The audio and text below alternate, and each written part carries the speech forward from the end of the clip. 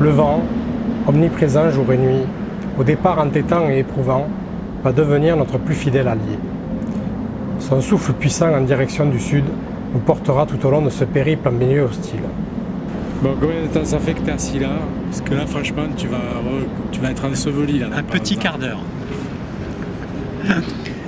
Ce soir, je suis une dune.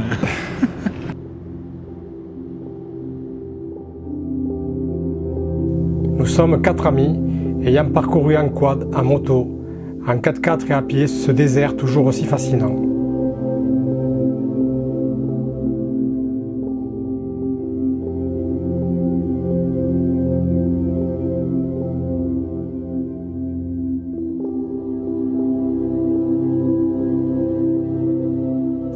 Guy, pour fêter ses 70 printemps, a cette fois-ci décidé de traverser, avait été le Sahara occidental marocain, soit 1 millier de kilomètres en une quinzaine de jours, de Smara à la frontière mauritanienne.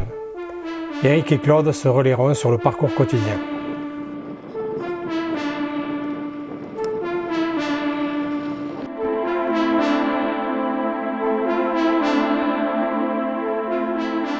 C'est après quelques 3000 km depuis le sud de la France que nous arrivons à Smara, dernière ville avant d'affronter le désert. Nous partons en totale autonomie, même si à mi-parcours, en effectuant un crochet par Aousserd, le seul hameau du trajet, nous avons espoir de pouvoir ravitailler en eau et carburant, mais cela reste hypothétique. Nous avons déjà fait le plein de vivres, boîtes de conserve ou autres repas lyophilisés, mais nous devons compléter les pleins d'eau potable et de gasoil.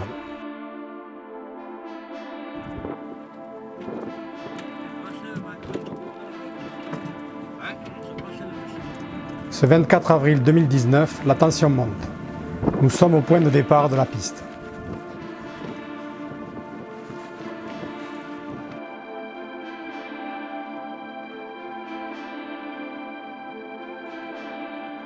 Tout le monde s'affaire, préparation des vélos et c'est enfin parti.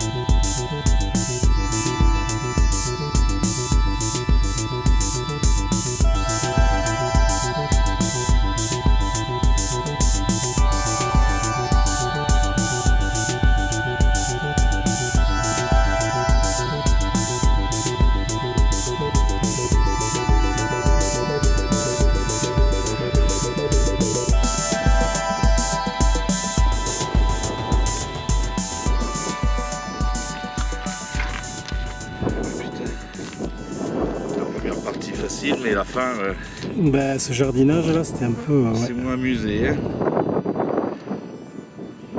46, je pense qu'au Cap on n'a pas fait 46. Et ça va.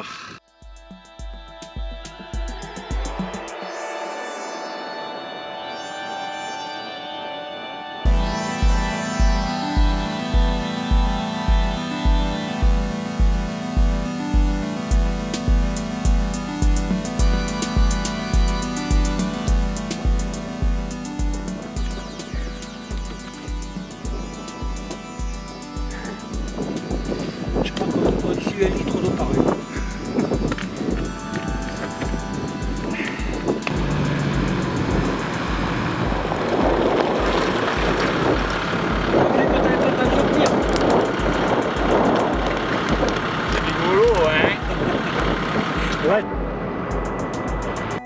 Deux 4x4 pour assurer l'assistance de ce périple en autonomie totale.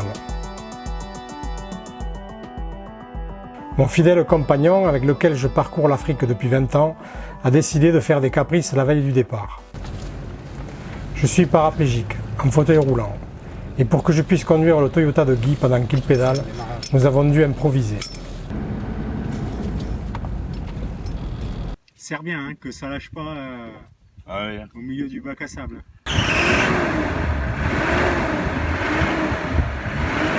Tu peux faire comme ça aussi. Alors là quand même, l'équipement. homologué. Notre ami Mahmoud le ferronnier nous a concocté des commandes à main lors de notre passage à Marrakech. Pas d'électronique, mais juste de bonnes tiges de ferraille qui vont me permettre d'appuyer sur les pédales et un fil électrique sur lequel tirer pour accélérer.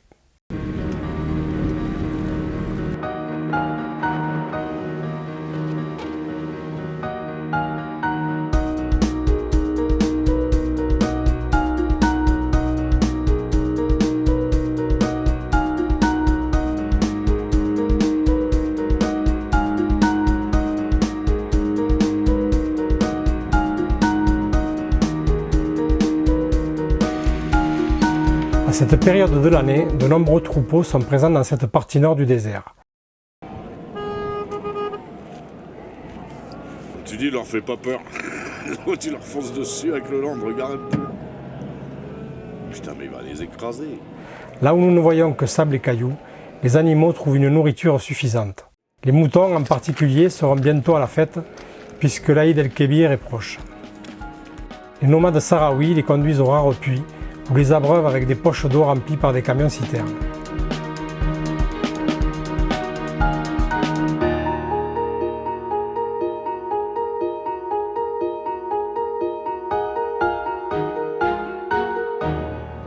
Le soleil décline. Il est temps de poser notre bivouac. L'installation est succincte. Une table, des lits de camp.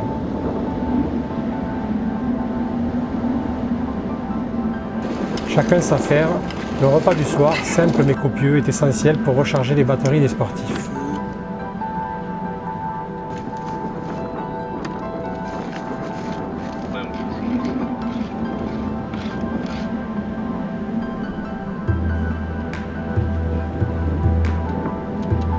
Nous avons opté pour la belle étoile.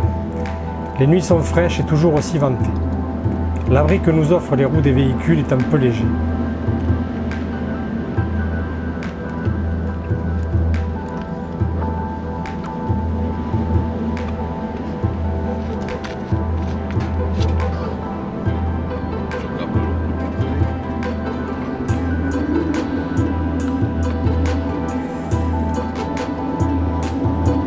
Au lever du soleil, il faut tout remballer et partir tôt pour profiter des heures les plus fraîches.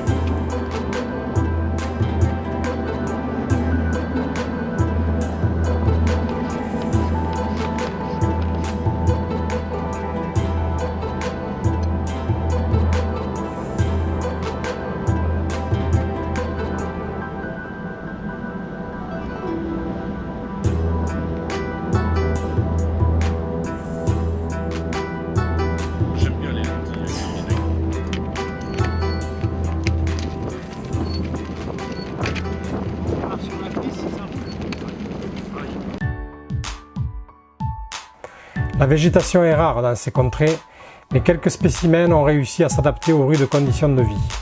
Surprenant de voir ce tapis de plantes grasses à perte de vue.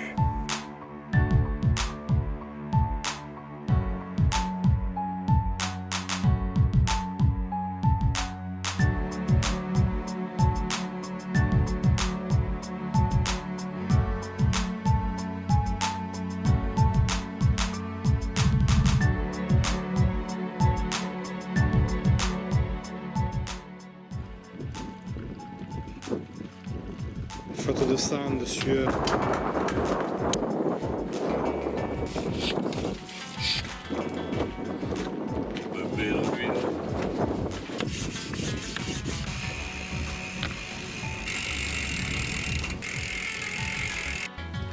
Les pauses du midi sont nécessaires pour se restaurer et reprendre des forces. C'est aussi le moment où le soleil est au zénith. Nous restons à l'ombre quelques heures et en profitons pour réviser les vélos et nous reposer. Certaines zones semblent dénuées de toute forme de vie. Cependant, nous avons parfois des apparitions soudaines de visiteurs venant au loin, poussés par la curiosité ou peut-être la soif. Nous sommes aux environs du tropique du Cancer, qui détermine les endroits les plus arides de la planète. Ces quelques tombeaux préislamiques témoignent pourtant d'une époque révolue où l'humain occupait encore cet environnement.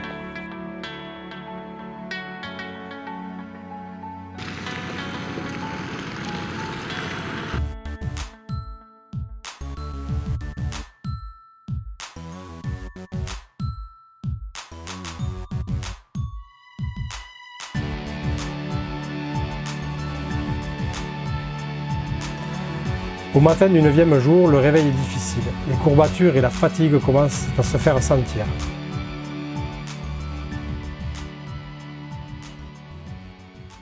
Nos réserves d'eau et de gasoil s'amenuisent.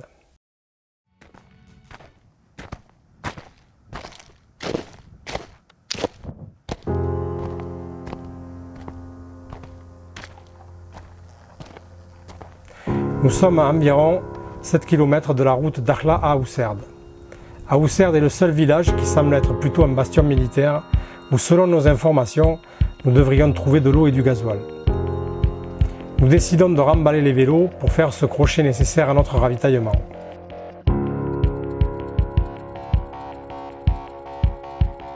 Guy préfère parcourir les quelques kilomètres jusqu'à la route en courant, histoire de se dégourdir les jambes.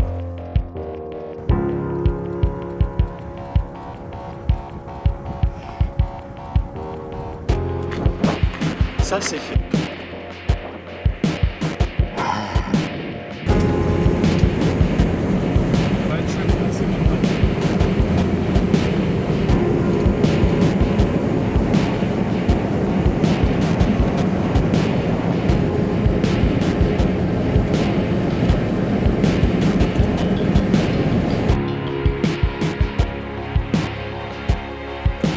Avec l'aide des gendarmes, nous trouverons le gardien du château d'eau qui nous aidera volontiers à remplir nos réserves.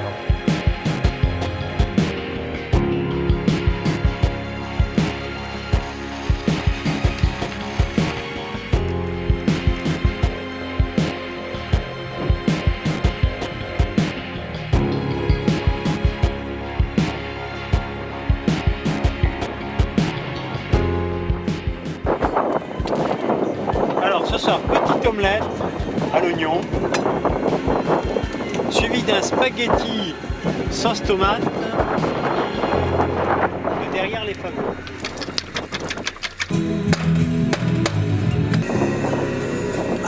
Le cuistot, normalement, il ne pourra pas.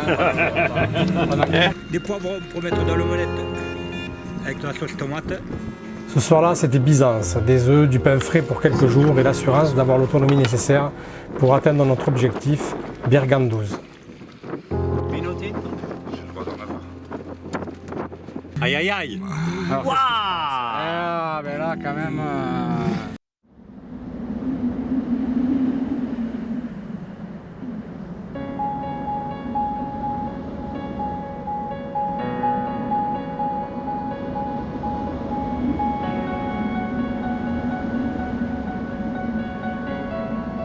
Nous sommes à un moment crucial de notre trajet.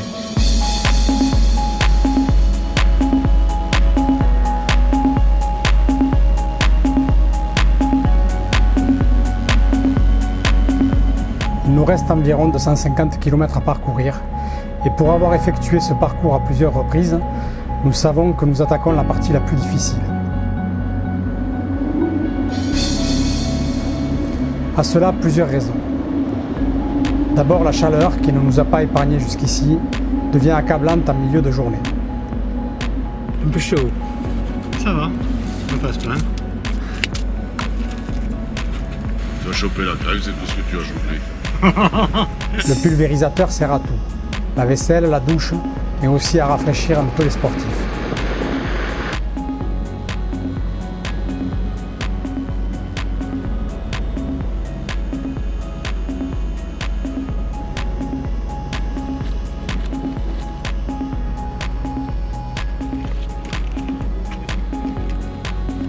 Les crevaisons, elles aussi, ne vont pas nous épargner.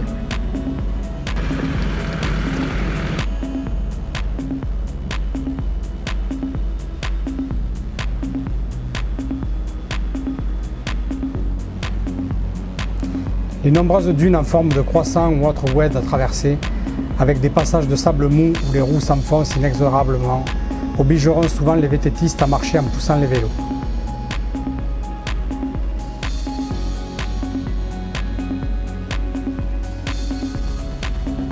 Une navigation hasardeuse car nous serons contraints de rouler souvent en hors-piste, les traces s'effaçant au gré de la faible fréquentation de cette région par les nomades ou autres militaires. Où il y a soi-disant la piste, c'est de l'herbe à chameau et des dunes comme ça. C'est pas possible. Il va falloir tirer en hors-piste, on n'a pas le choix. Hein.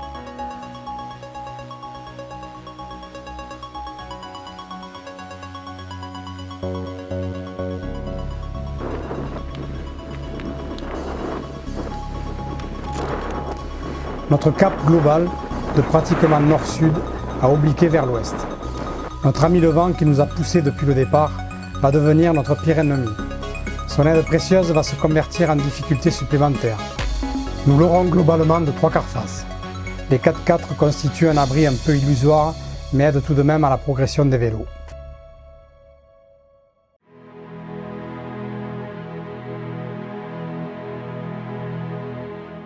Nous commençons à retrouver des signes de civilisation. Un village, quelques puits où les dromadaires patientent pour s'abreuver.